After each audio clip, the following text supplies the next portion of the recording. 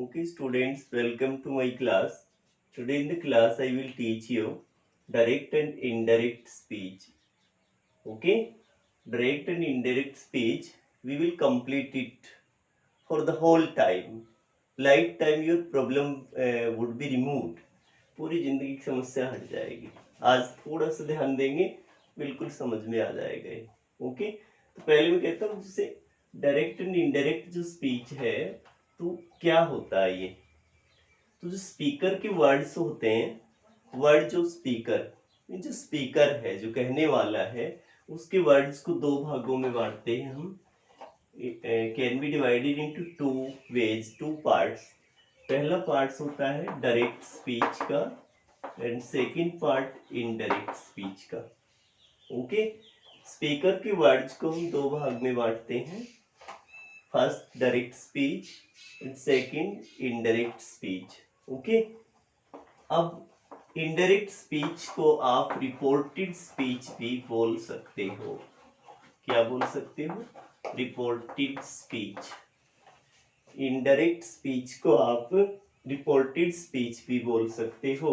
और कई जगह पर आपको नरेशन भी मिला पाए तो वो यही चीज है कि डायरेक्ट और इनडायरेक्ट है. ओके, इसको समझने के लिए मैं आपको 5 टाइप बताऊंगा और पांचों टाइप्स के शॉर्ट ट्रिक्स और उनके रूल्स बताएंगे. उसके अनुसार आपको जिंदगी में इसकी प्रॉब्लम नहीं रहेगी. ओके, तो मैं एक सेंटेंस लिखता हूं. Rama said I am busy now. अब जो ये सेंटेंस है, इस सेंटेंस में ये आपका डायरेक्ट स्पीच का सेंटेंस है. किसका है? डायरेक्ट स्पीच का. क्योंकि स्पीकर ने बात क्या कहा कि रामा ने कहा कि मैं अब बिजी हूँ, तो ये डायरेक्ट स्पीच है. और डायरेक्ट स्पीच जो है, इसको दो भाग में बांटते हैं. एक तो जो इन्वर्टेड कॉमाज के अंदर ये जो बंद है, इसको बोलते हैं रिपोर्टेड स्पीच. क्या बोलेंगे इसको? Reported speech. और जो कोमा से पहला भाग है, इसको बोलेंगे रिपोर्टिंग वर्ब. ये दो चीजें बड़ी ध्यान रखने की हैं कि कोमे से जो पहला भाग है उसको रिपोर्टिंग वर्ब बोलेंगे, कोमे के अंदर बंद भाग को रिपोर्टेड स्पीच बोलेंगे. अब मैं इसको इनडायरेक्ट स्पीच बनाता हूँ. एक बार आपको विदाउट रूल्स एक बार देखते हैं हम. तो मैं यहाँ कर दिया रामा सेड दैट. अब मैं आई को बदलता हूँ, रामा में ही आ जाएगा. He was busy then. अभी आपका इनडायरेक्ट स्पीच बन गया, लेकिन अब बना कैसे, ये चीज समझने की है. अब इसमें मैं आपको 4-5 बातें बताऊंगा और उनको ध्यान रख लेगा. अब एक तो आपका दैट लगा है, इस दैट को बोलते हैं कंजंक्शन. ठीक है. एक आपका आई की जगह पर ही आ गया, इसको बोलते हैं प्रोनाउन. एक आपका एम की जगह वोज आ गया, इसको बोलेंगे टेंस. ओके. और एक आपका नाउ की जगह देन आ गया, इसको एडवर्ब बोलते हैं. एडवर्ब ऑफ टाइम और प्लेस इसमें चलती है. ठीक है. एक ही सैड जो है, कई जैसे टोल्ड और आस्क्ड हो जाएगा. ये इसी पे सैड के ऊपर आपको पूरा नरेशन चलता है. अब मैं देखो, मैं क्या कहना चाहता हूँ, what I want to tell you. with the help of these changing, with the help of these transformation, कि आप कंजंक्शन कहाँ लगाएंगे? प्रोनाउन, टेंस और एडवर्ब. ये 4-5 बातें आप सीख गए तो नरेशन आ गई. ओके. तो आपको मैंने पहले अब क्या बताया है कि एक डायरेक्ट स्पीच क्या होता है. डायरेक्ट स्पीच में स्पीकर जो होता है, स्पीकर के words are written as it is. Actual words of speaker is written in direct speech. Indirect speech क्या होता है? Speaker's words are written by the reader. Speaker words are said by the reader. कि जो speaker ने कहा उसको reader अपने शब्दों में कह रहा है, वो इनडायरेक्ट स्पीच होता है। ओके, पहला टाइप हम करेंगे चेंजिंग ऑफ टेंसेज, इन टेंस में कैसे परिवर्तन होते हैं। तो मैं आपको शॉर्ट फॉर्मूला बताता हूं। अगर आपकी V1 है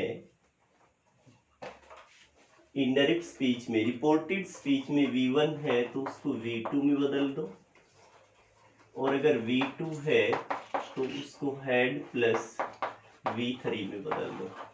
बस यही फॉर्मूला है आपका। और हम आपको ऐसे मैं दूसरा तरीका बताता हूँ, उसको नहीं करना है लेकिन फिर भी बता देता हूँ आपको। जैसे हम क्या करते हैं टेंसेज में, प्रेजेंट इंडेफिनिट अगर टेंस है तो उसको हम पास्ट इंडेफिनिट में बदल देते हैं। ओके, अगर पास्ट इंडेफिनिट टेंस आता है तो उसको हम पास्ट परफेक्ट में बदल देते हैं। ठीक है, और फ्यूचर इंडेफिनिट है विल और सेल वाला, तो हम उसको वुड और शुड बना देते हैं, वुड और शुड बना देते हैं। अगर मैं लिखता हूँ प्रेजेंट कॉन्टिन्यूस टेंस आता है तो हम उसको पास्ट कॉन्टिन्यूस में कर देते हैं, और अगर आपको पास्ट कॉन्टिन्यूस टेंस आता है तो हम पास्ट परफेक्ट कॉन्टिन्यूस कर देते हैं। Future continuous will be shall भी आएगा, वुड भी शुड भी हो जाएगा। प्रेजेंट परफेक्ट होता है, प्रेजेंट परफेक्ट अगर आ जाए तो पास्ट परफेक्ट में बदल देते हैं, और अगर पास्ट परफेक्ट आ जाए तो वो पास्ट परफेक्ट में ही रहता है। अब इसको लिखने की there is no need of writing और no needs of filling pages of notebook, कापी भरने की जरूरत ही नहीं है। अब देखो मैं यहाँ लिखता हूँ प्रेजेंट इंडेफिनिट में क्या होता है, डू डज, इसमें क्या हो गया डिड, पास्ट इंडेफिनिट में डिड हो गया, तो यानी V1 है V2 में चली गई।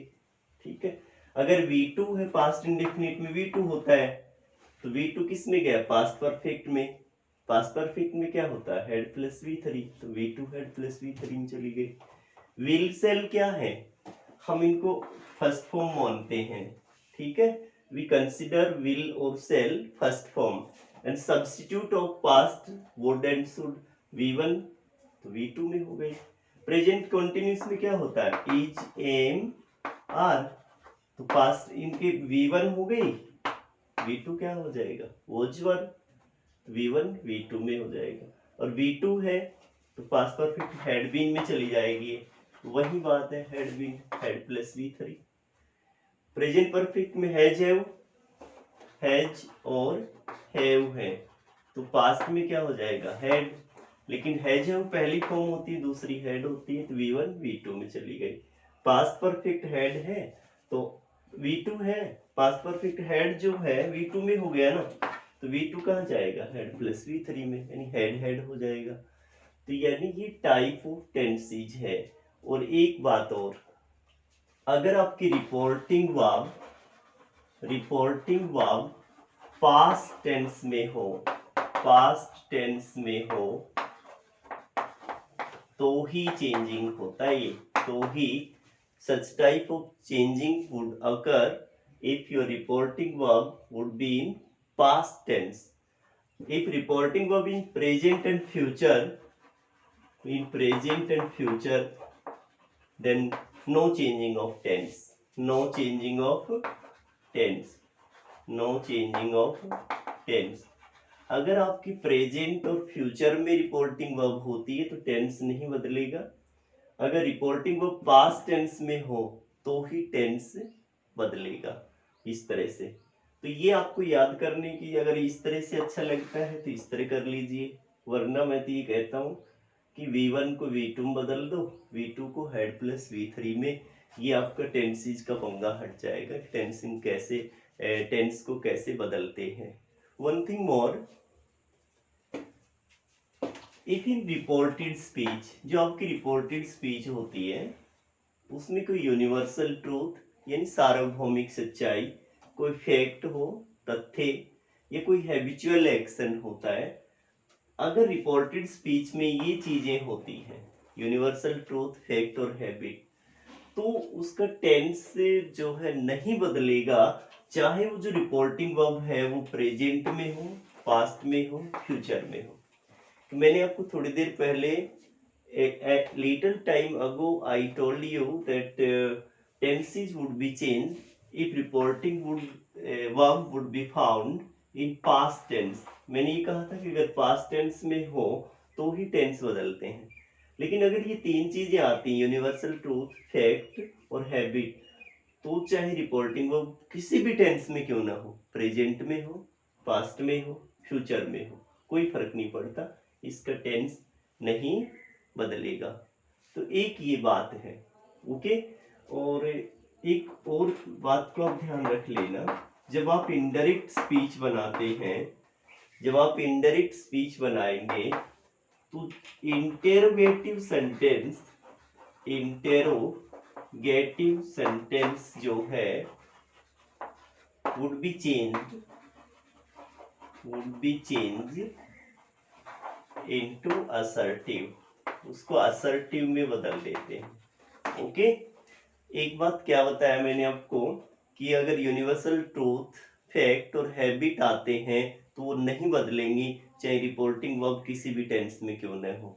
और अगर रिपोर्टिंग वर्ब पास्ट टेंस में होती है तो आपको टेंसेज का चेंज करना होता है, V1 V2 और V2 head plus V3, head plus V3 में चेंज करते हैं। तो ये था आपका टेंस का चेंजिंग, ओके। अब मैं अगला करवाता हूँ प्रोनाउन की चेंजिंग, वो देखते हैं। अब देखिए अगला जो टाइप बताया मैंने वो प्रोनाउन की चेंजिंग बता रहा हूँ। पहली टाइप में मैंने क्या बताया, टेंसेज की चेंजिंग। अब प्रोनाउन की चेंजिंग में मैं आपको छोटा सा फॉर्मूला बताया, SON 1 2 3। इस S का अर्थ है सब्जेक्ट, इस O का अर्थ है ऑब्जेक्ट और N का अर्थ है नो चेंज। इस फर्स्ट का अर्थ है फर्स्ट पर्सन, सेकंड पर्सन, दो का अर्थ सेकंड का, थर्ड का थर्ड पर्सन। फर्स्ट, सेकंड और थर्ड पर्सन, यानी फर्स्ट पर्सन के प्रोनाउन जो होंगे तो वो सब्जेक्ट में बदलेंगे, सेकंड पर्सन के प्रोनाउन ऑब्जेक्ट में, थर्ड पर्सन के प्रोनाउन को नहीं बदला जाता। और मैंने फिर लिख दिया, रिपोर्टेड स्पीच में फर्स्ट पर्सन के प्रोनाउन को रिपोर्टिंग वर्ब के सब्जेक्ट में बदलेंगे, फर्स्ट पर्सन सब्जेक्ट में बदल जाएगा। दूसरा पॉइंट लिखा, रिपोर्टेड स्पीच में सेकंड पर्सन के प्रोनाउन को ऑब्जेक्ट में बदलेंगे, तो यही बात आ गई। और थर्ड पर्सन के प्रोनाउन को नो चेंजिंग, यानी हमें इसको लिखने की जरूरत नहीं है। दूसरा यही पॉइंट है आपका।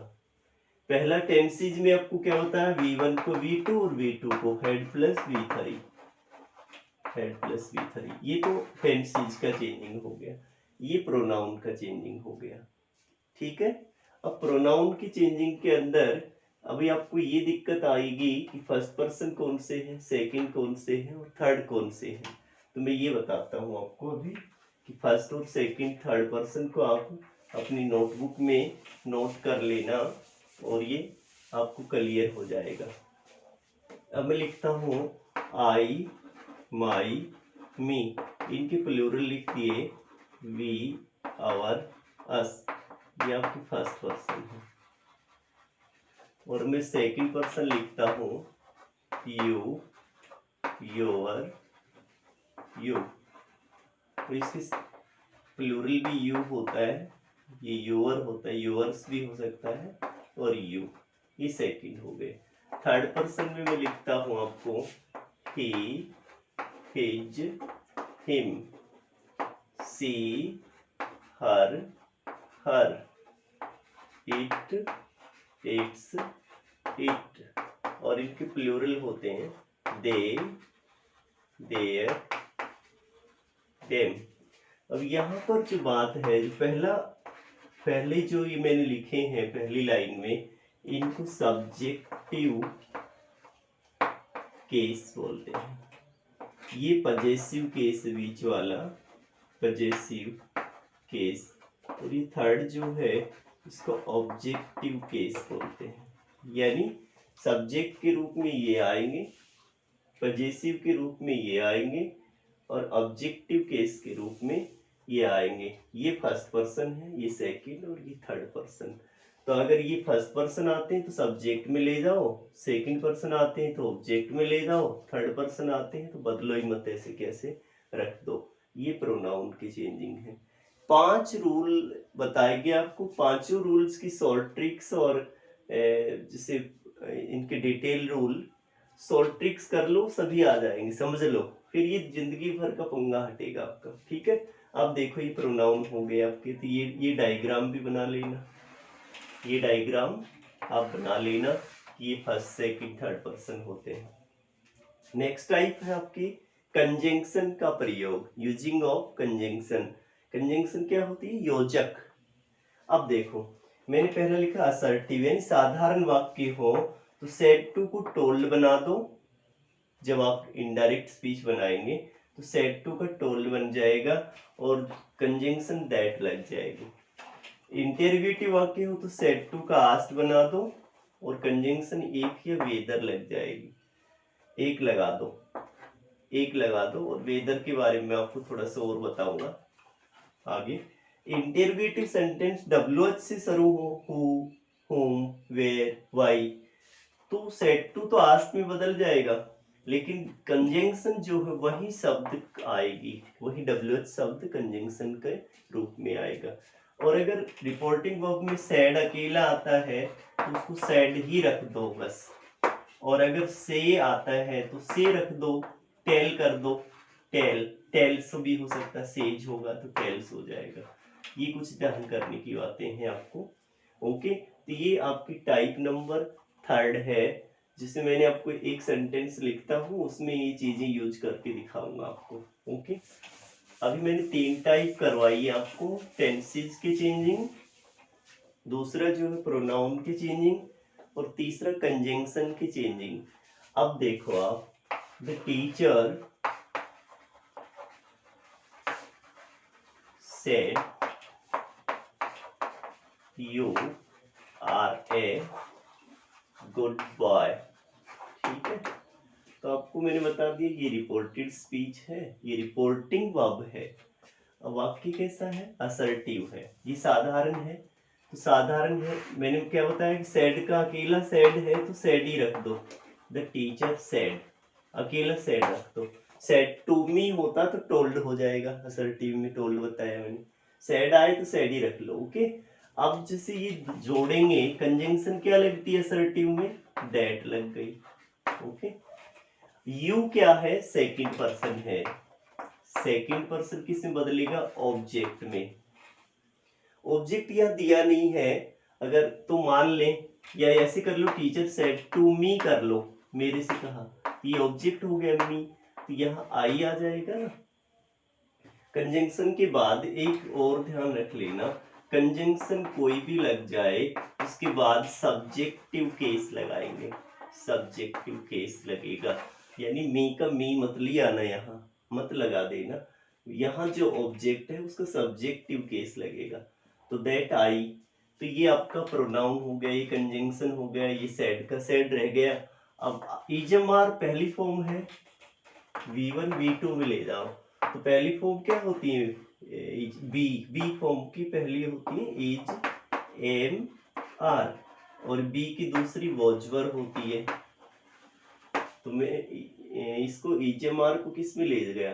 वॉजवर में, यानी V1 V2 में ले जाओ। आई के साथ हमेशा वॉज ही लगता है, I was a good boy, I was a good boy. अब ये इनडायरेक्ट स्पीच बन गई आपकी, इनडायरेक्ट डायरेक्ट की इनडायरेक्ट। तो मैंने अगली टाइप हम करेंगे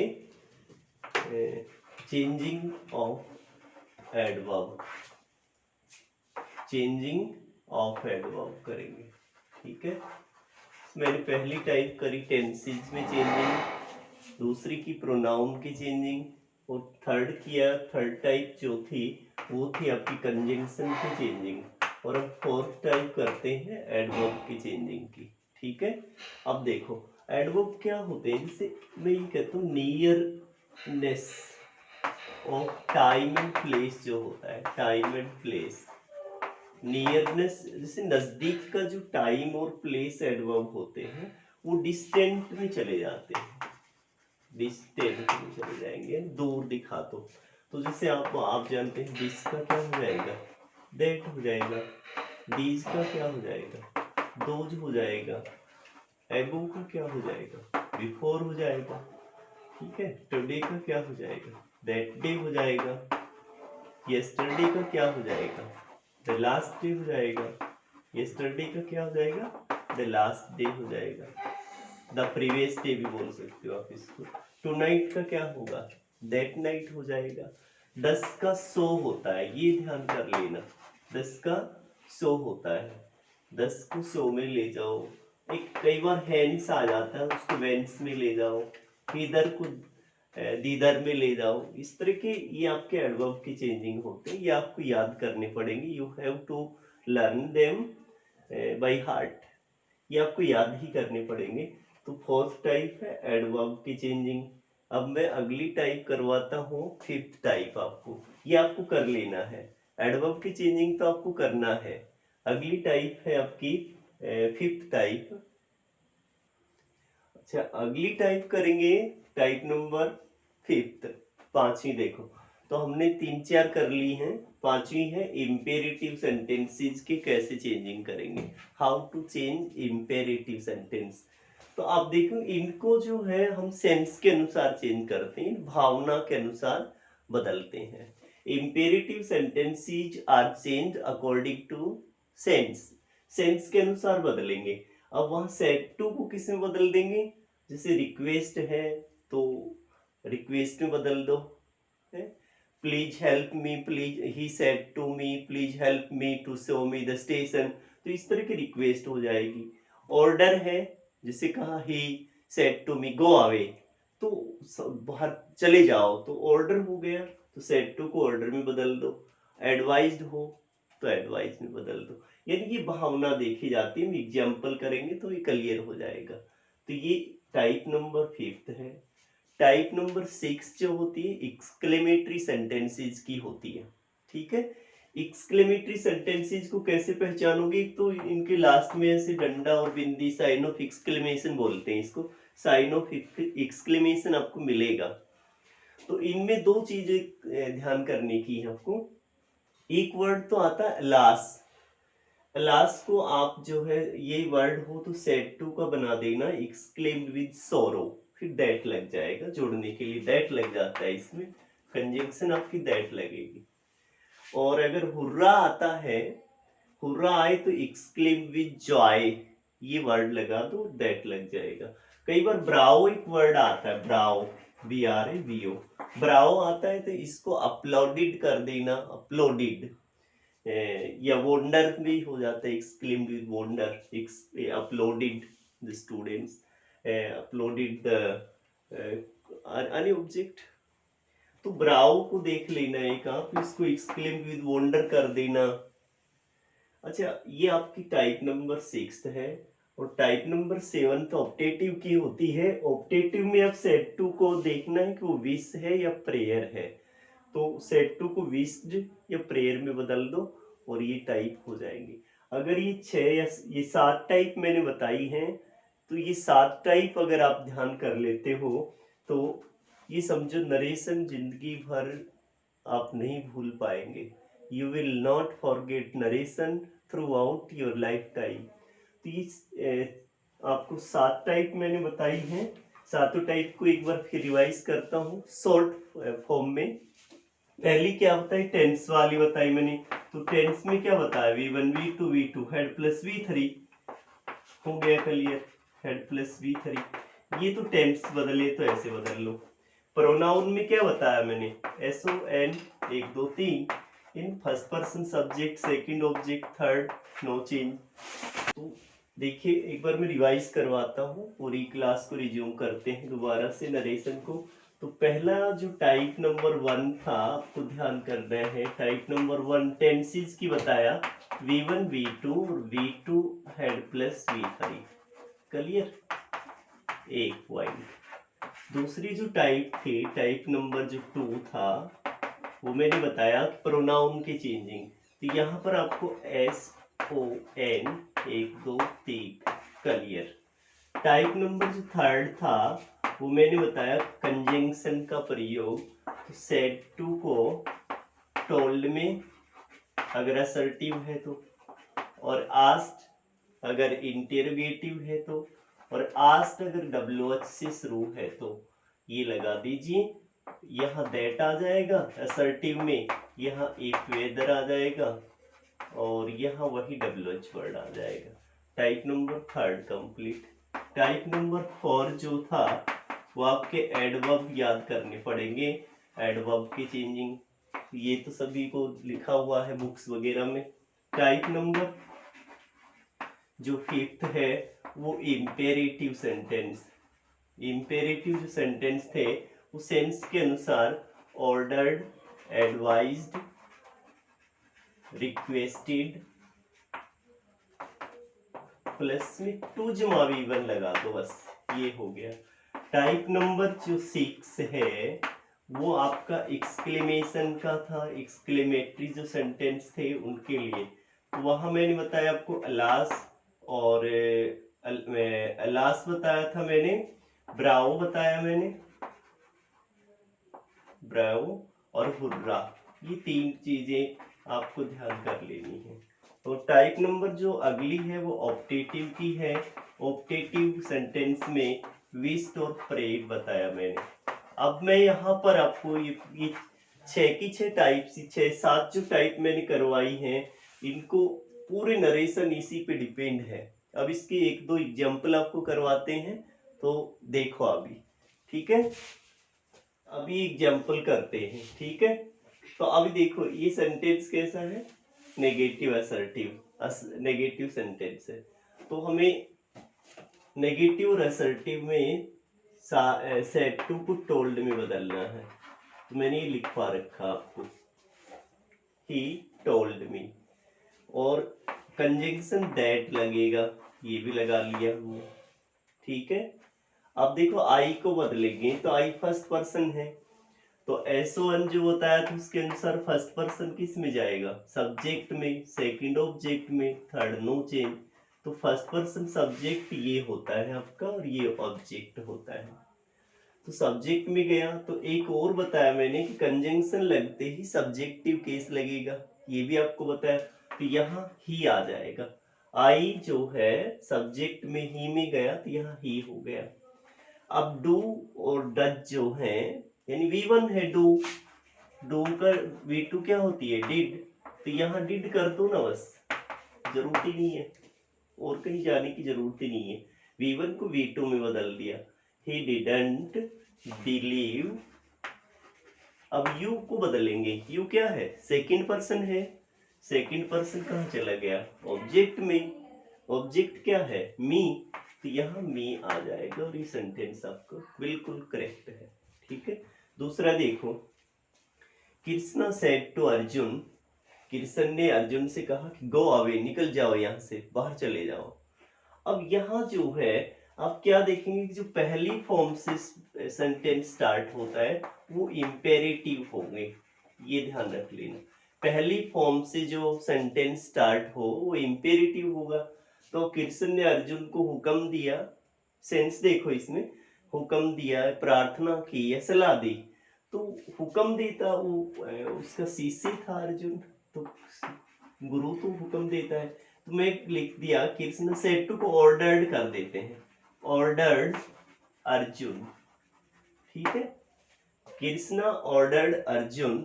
अब जो सेंस वाले हैं वो टू इंफिनिटिव से जुड़ जाएंगे, तो टू गो अवे, ये आपका इम्पेरेटिव बन गया। थर्ड देखो, he said to me what are you doing, आप क्या कर रहे हैं, तो इंटेरोगेटिव है, प्रश्नवाचक है। प्रश्नवाचक में क्या बताया मैंने आपको, सेड टू को आस्क्ड बना लो, he asked me, he asked me. अभी क्या करेंगे, WH से स्टार्ट हो रहा है तो कंजंक्शन WH ही लगेगा, तो ही आस्क्ड मी व्हाट। अब कंजंक्शन के बाद सब्जेक्ट लगाओ, कभी सीधे व्हाट वॉच कर दो नहीं, कंजंक्शन लगते ही सब्जेक्ट लगाओ, इस बात पे ध्यान देना है, बहुत ज्यादा ध्यान देना है। तो यू को लिया आओ, सेकंड पर्सन है, ऑब्जेक्ट में आ गया। मी है, मी का यहाँ तो सब्जेक्ट लगाना है ना, कंजंक्शन के बाद सब्जेक्ट, तो मी का सब्जेक्ट क्या होगा, आई। आई, ये जो इजमार वॉज वर्ब में जाएगा, पहली फॉर्म है, V1 है तो V2 में ले जाओ, I was doing, I was doing, ये हो गया, ये आपका बिल्कुल क्लियर हो गया। अगला देखो, Kisa Gotami said alas my son has died, मेरा बेटा खत्म हो गया। अब यहाँ अलास में मैंने क्या बताया था कि सेड टू को क्या कर देना, एक्सक्लेम्ड विद सोरो कर देना, कीसा एक्सक्लेम्ड विद सोरो, बस जोड़ दिया, दैट लगा दो। अब माई सन है, माई को ले जाओ, यहाँ जाएगा ना, आई माई पजेसिव केस है, तो कीसा ग्रुप में कोई लेडीज का नाम है, वुमेन है, तो वुमेन का क्या हुआ, सी, तो यहाँ सी हर, पजेसिव हर होता है, सी हर, तो हर सन, दैट हर सन हैज की दूसरी फॉर्म क्या होती है, V1 है जो, दूसरी इसकी हेड होती है, हैड डाइड। तो इस तरह से अगर आप ये 6 या 7 टाइप याद कर लेते हैं कि टेंस कैसे बदलेंगे, प्रोनाउन कैसे बदलेंगे, तो no problem in solving narration. So I hope that you have understood all the types and learn them by heart, and in life there would be no problem relating to the narration. Thanks for listening.